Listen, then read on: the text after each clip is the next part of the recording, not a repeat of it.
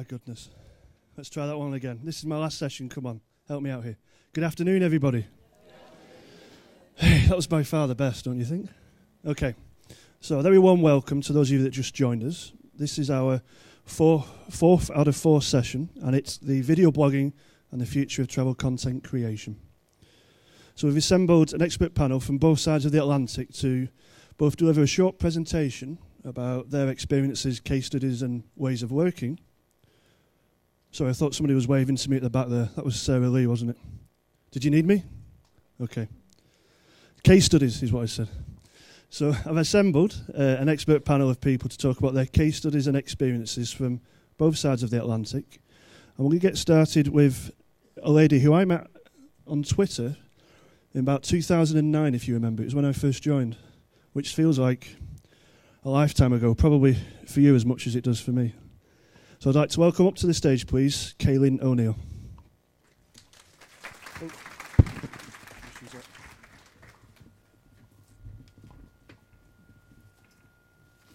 All right. Hello, everyone. My name is Kailyn ONeill. I'm a travel, video, and food blogger, and stress on the video part of it. My site is travelyourself.ca. My YouTube channel is youtube.com/travelyourself.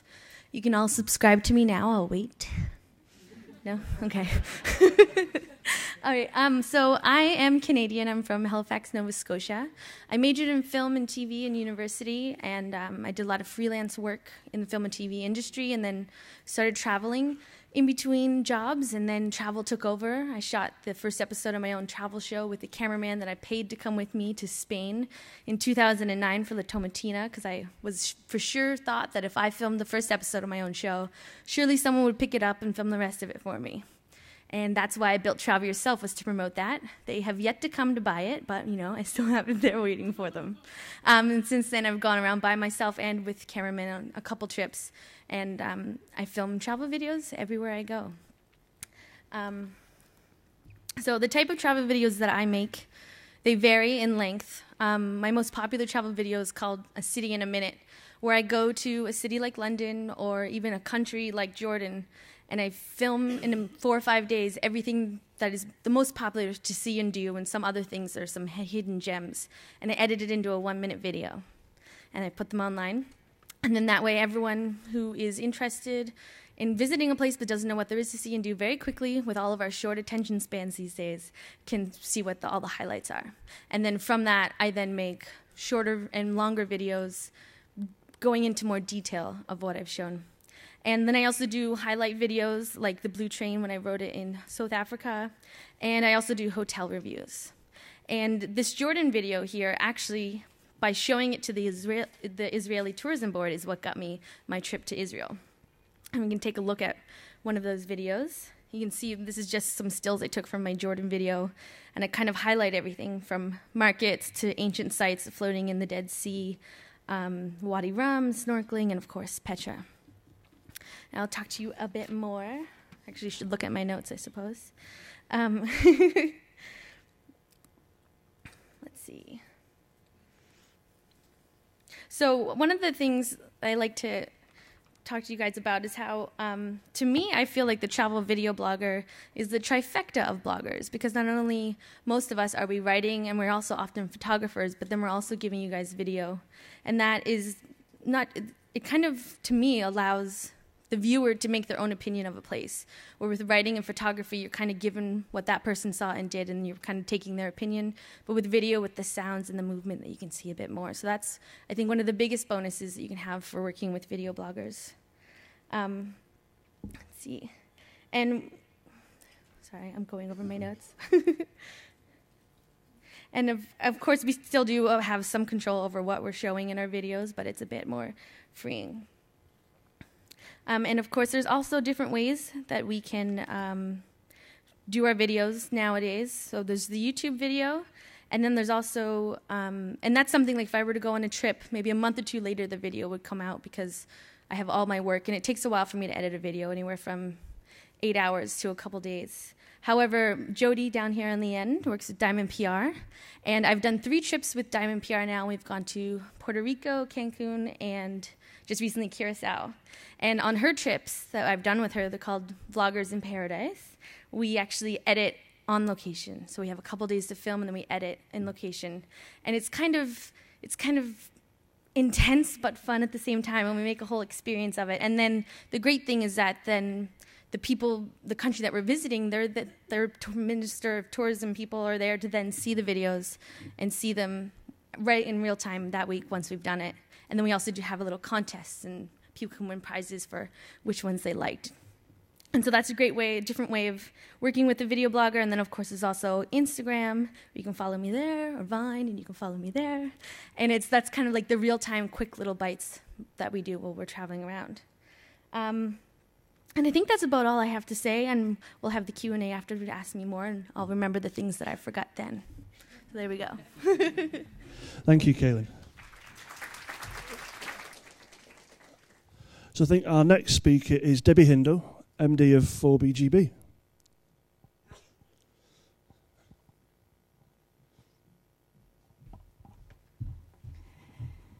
Thank you. Good afternoon. I'd like to start by asking a question. How many video bloggers do we have in the room? Brilliant. And how many bloggers do we have in the room that want to do more video? Interesting. Okay. I'll just introduce myself quickly to people who don't know me. I'm, as you can see from the slide behind me, I run a travel public relations and marketing company. So we specialize in travel. We work for countries, airlines, hotels, cruise companies, anything to do with travel, we are marketing and promoting it. So we've done a lot of work with bloggers and video bloggers over the years.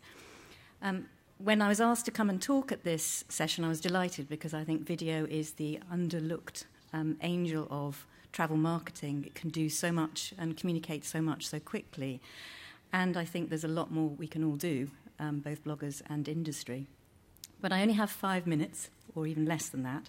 So what I'm going to do is I'm going to talk to the bloggers in the room about what it's like from an industry perspective, what we're looking at and what you're competing against, and hopefully that might give you some ideas about how to approach people like me in the future. So I wanted to say first, there are really good business reasons for working with video, and that's why businesses already work with video massively. I think research has shown that on average, a website visitor will stay for 2 minutes longer on a website when they watch a video. So brands recognize this, they know that. And it's no surprise they're already using video in their marketing strategies already. I deliberately chose a non-travel brand as an example here. It's Gucci watches. Their brand is all about supporting music and being part of the music scene. So their website is full of interviews and images of bands.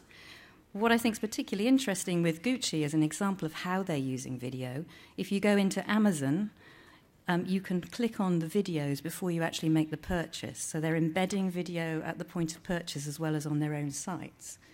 So that's an example of how brands are already working with video. And video is also really important and has been really important in the PR industry for years. We've always been creating packages of video produced professionally that we can give to broadcasters that they can use either extracts or even small videos that show the story we're trying to promote, even if they don't use the whole thing. The old term was video news release. People used the edited extracts from it as well. So we're giving broadcasters a package of information and we're giving them video to go with it. And since, obviously, you can now embed video within news articles, we also create fully tailor-made videos that can then be placed on websites. And this is an example of one we created for our luxury accommodation company, Cheval Residences. And it's appeared on Relocate magazine, which is exactly where we want it to appear, and has had more than 2,600 views in that website. Very few on its own website, but exactly where we want it to be. So you as video bloggers are talking to brands like my companies who already do a lot of work in video. But you're not doing it alone, as I think we tend to work in our own little bubble in travel, and there is an entire world of vloggers out there who you are competing against for budget and my time if I want to talk to people. We've done some work for Atlantis the Palm, which is a hotel in Dubai. And this time last year, we created a campaign called YouTubers in Dubai. We worked with Daily Mix, which is one of the first YouTube production programs set up and invested in by Google. And we got these leading vloggers to go over to my hotel to take videos that really resonated with the teenage audience that I was trying to reach, because there's a fantastic water park there. If you ever like slides, go there. And we had all of these bloggers in Dubai for a whole week taking really great creative video content that talked directly to the teenage audience. So Zoella went round and did a private tour of the room that Kim Kardashian stayed in. All of these things are exactly on brand with the audience that we were trying to reach.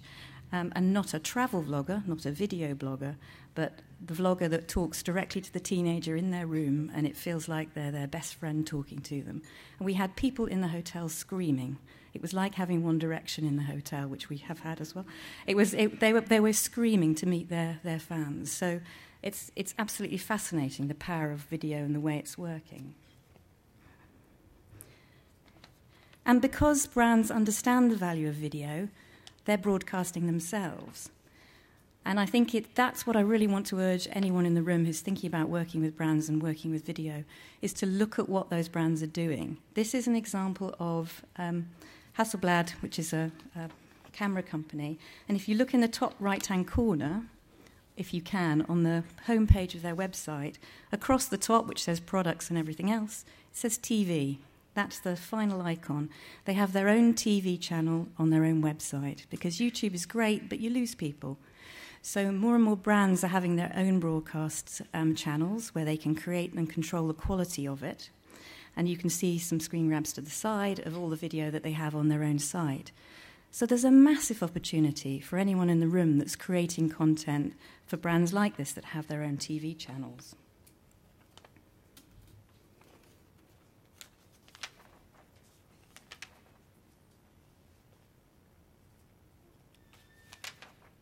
Bits of paper. So where does that leave you as video bloggers, or as bloggers wanting to work more with video? Most brands have been slow to adopt and understand the world of blogging, and I think it's even harder for them to understand and work with video. Marketeers tend to think that video has to be expensively produced, that they have to control the quality, and it has to look in brand. And I think that the world of blogging is that exciting opportunity where you can create things that they can't do themselves, and you can show their world in a different way, just as that vlogger showed the Kim Kardashian bedroom in a really funny way. That's your role. Whatever your brand is, whatever your brand story is, you can create video that interprets a brand, a destination, or a hotel in a different way. I absolutely love this example, which Darren Rouse, pro blogger, issued last week, and I'd advise you to go and have a look at it. He called it Backyard Safari, and it's a really simple, slow-motion video of a wasp shot in his back garden, exported to iMovie, trimmed, saved as video, and put on Instagram. Now, that's such a delicious way of showing wildlife in a different way, that if you have anything like that, and that's the sort of thing, as a brand, I want to see, and I want to see different ways of presenting things. And you can also come up with ideas that brands haven't had time to think about yet. Again, this is something that caught my eye a couple of weeks ago, which is a new type of app where you can take three-dimensional images of a product and swirl it around.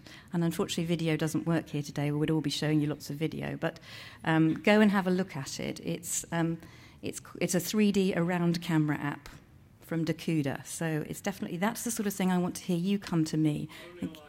Only on iPhone, thank you. That's the sort of thing I want you to come to me and show me new ways of working for my clients. So to summarize, video is incredibly important. I want to know more about it. I want to hear from everybody, creative ideas to work. But we need you to do your research into the destinations, what video platforms they have already, where are the gaps. You're the experts in terms of content creation. Look at what people are doing and what their stories are, and then come to us with some video ideas around it. And it's going to be a fantastic opportunity to work together. Thank you.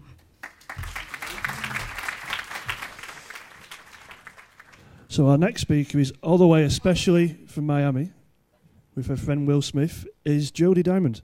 Thank you. You put the loud one right in the middle to make sure everybody, not in the beginning because you'd leave.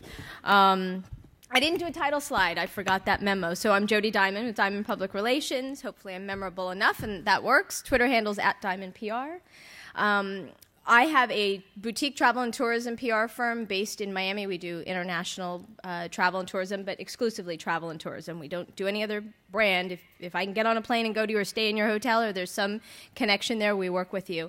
And we've been working with vloggers, actually, for about 7 years. But when I say working with them, where we brought them down to client properties. And a quick funny story is the very first video blogger trip, after we convinced the client, yes, this is worth the time and energy to do, we started calling video bloggers and inviting them. We'd like to invite you to this client property, and we want you to do a video blog on it. And they would say, you want me to do what? You're going to pay for my flight?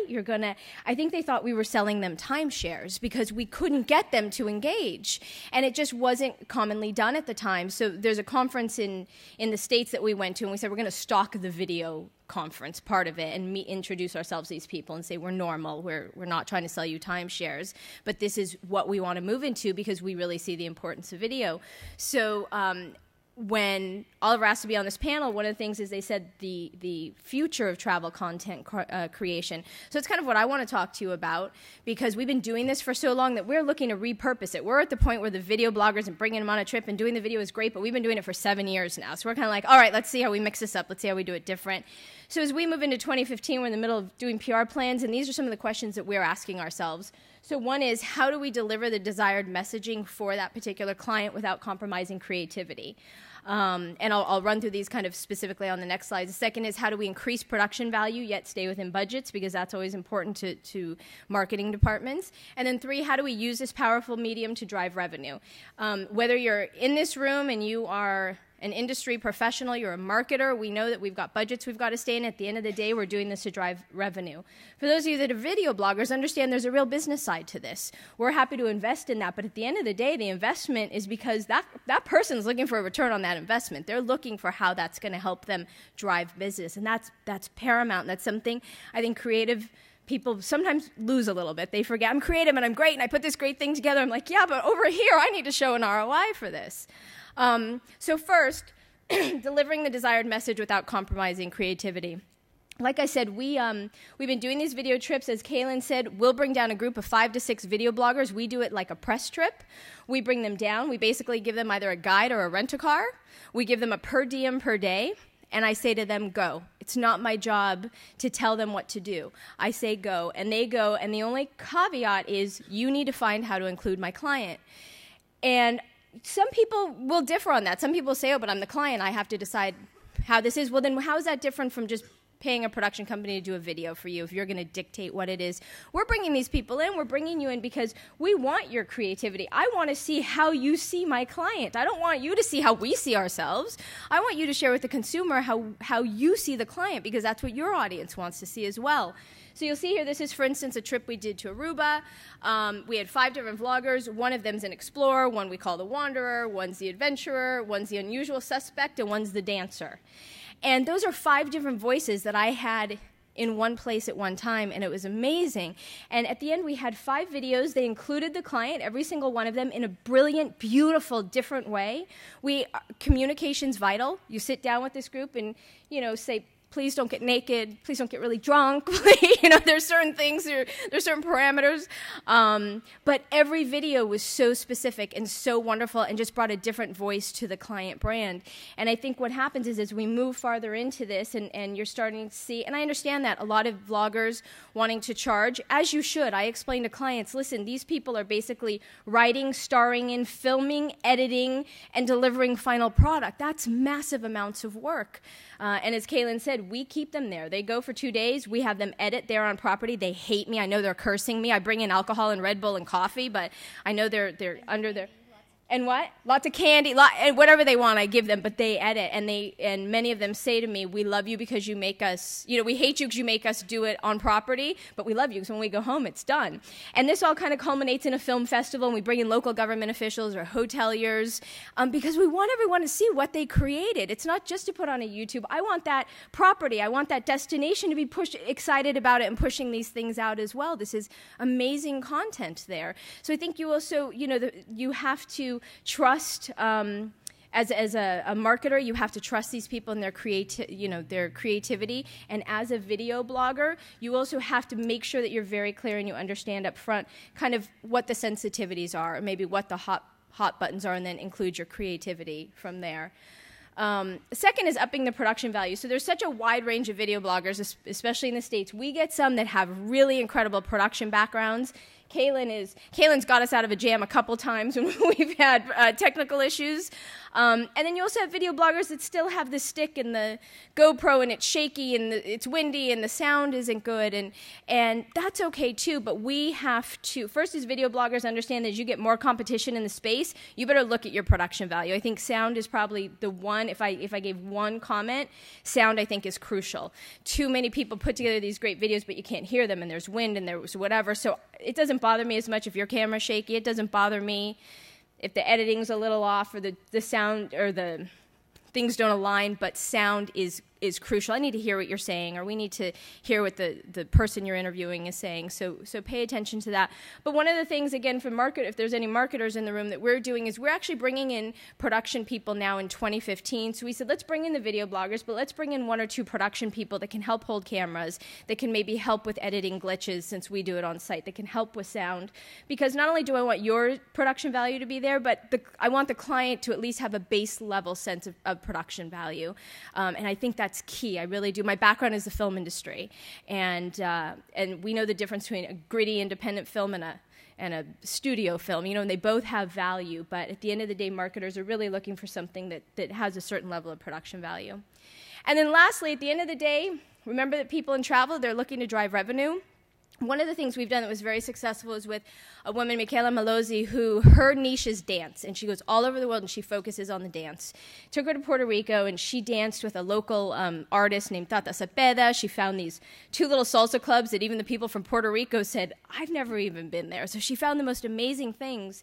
And just this kind of happened organically, but it's something we're really looking to. Was a tour operator that was in the audience the day that we were there saw this video and said, I think it would be amazing, as much as there's experiential travel, and that's what people want now, to put together a package that kind of sold this experience. And that's exactly what we do. And the amazing thing was that my client property was the hotel that was sold in this package.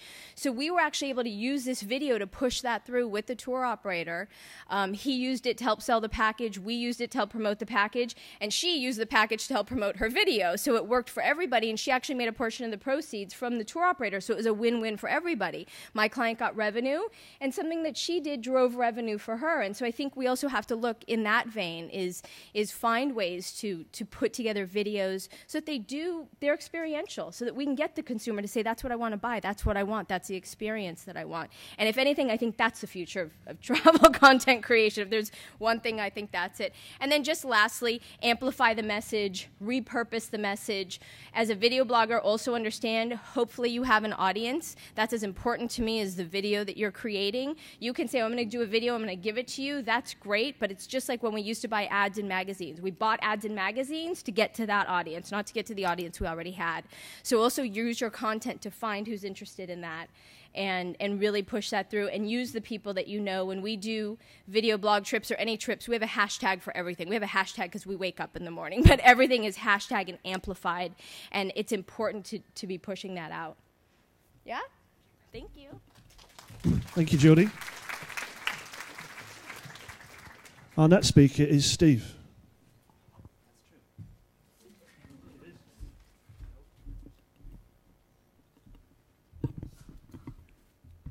Hello. Yeah, hello, my name is Steve. I'm a German videographer and blogger. This is why there's a website down there, but you can also find the videos there. So if you want to follow me on YouTube, you just have to put in backpacker.org, everything together.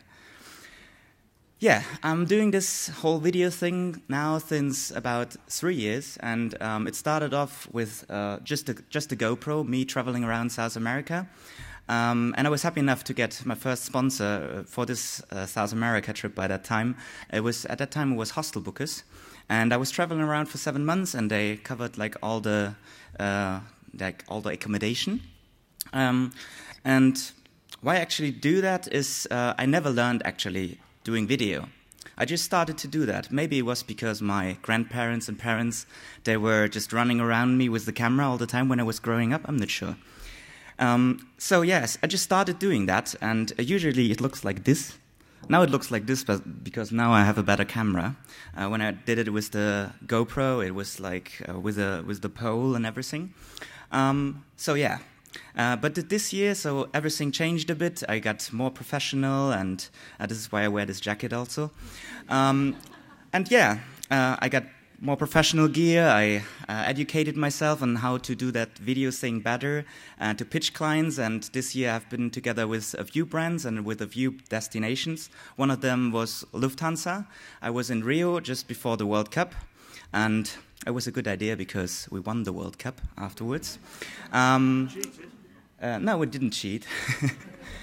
So, yeah, I was there for 4 days as a brand ambassador for Lufthansa within their Inspired By travel campaign. And I was just there filming me, and I got filmed filming me because they wanted to showcase people who are traveling and who love traveling, and it's actually their job, traveling. So, another project was Visit Finland. I was in Finland in the summertime, and I recorded a video there they use for promotional purposes. But what I want to focus on in this talk is actually a country which you would not maybe think of. I was 5 months in Bulgaria. And last year at WTM, I met 2 girls who work for the PR agency, who managed the campaign in Germany, which is called Havas Media. I'm not sure if they're around. Diana and Zviti, they're in the back. Yeah, and I was happy enough, and I was pretty surprised that they told me, like, oh, you're a blogger, that's interesting. Would you work with us? And I was like, really? Okay. Sure. I've been to Bulgaria 5 times before, so I knew the country already. I grew up in the eastern part, so we have a more, like, we are interested in going to all the eastern countries, and we did that in the past. And the whole campaign was a EU-funded campaign, and it was about promoting Bulgaria as a travel destination in Germany. So it was focused on the German market. This is why this is Erlebe Bulgarien, which means experience Bulgaria.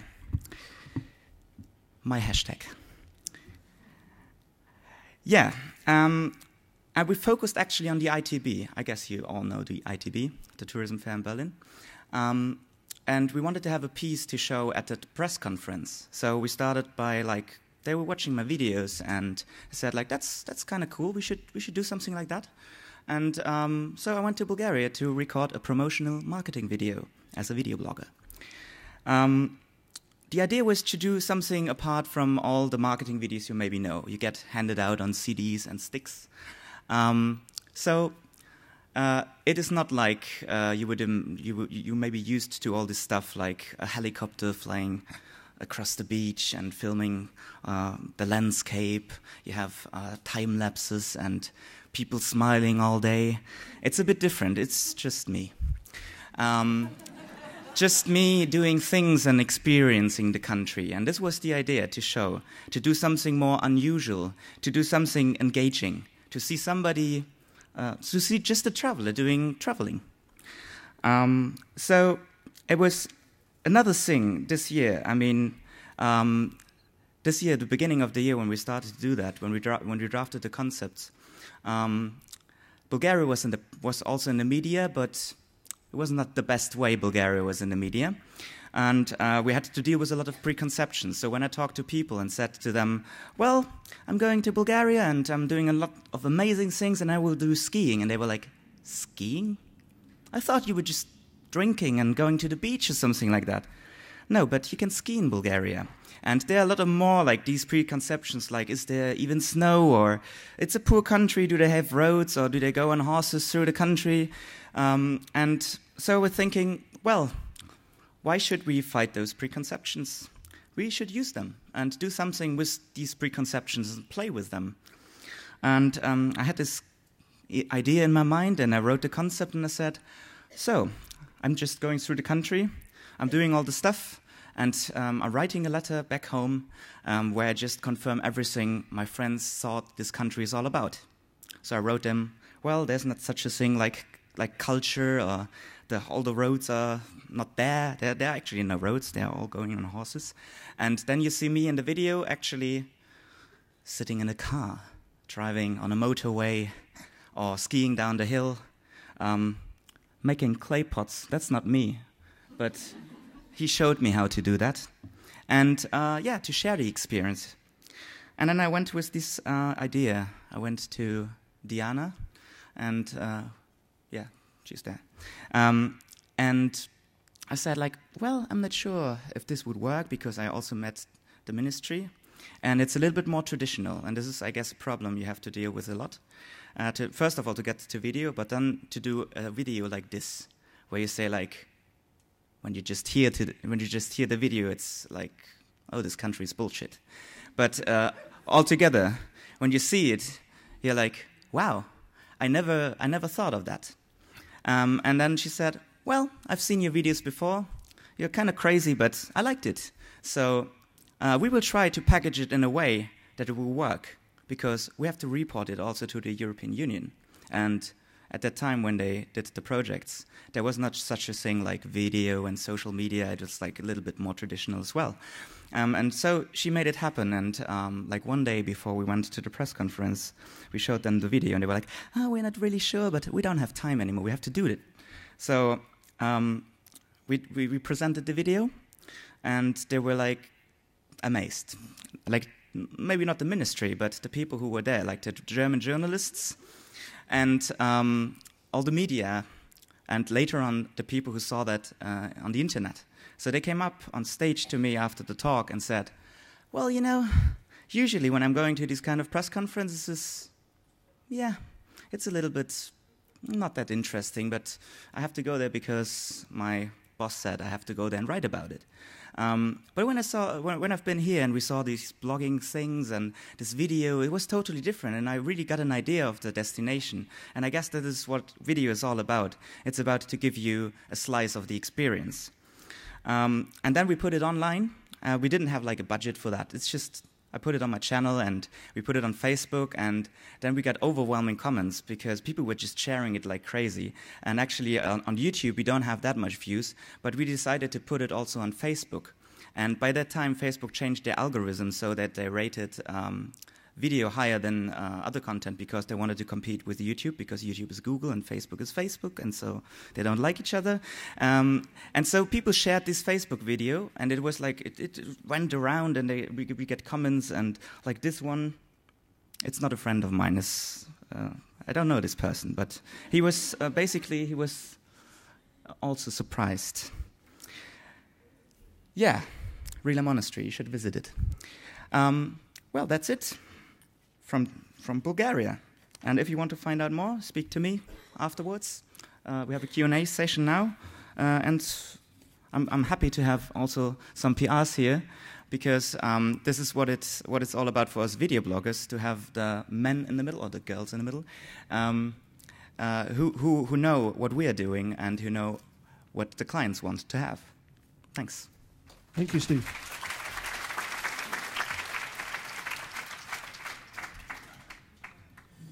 I think Steve just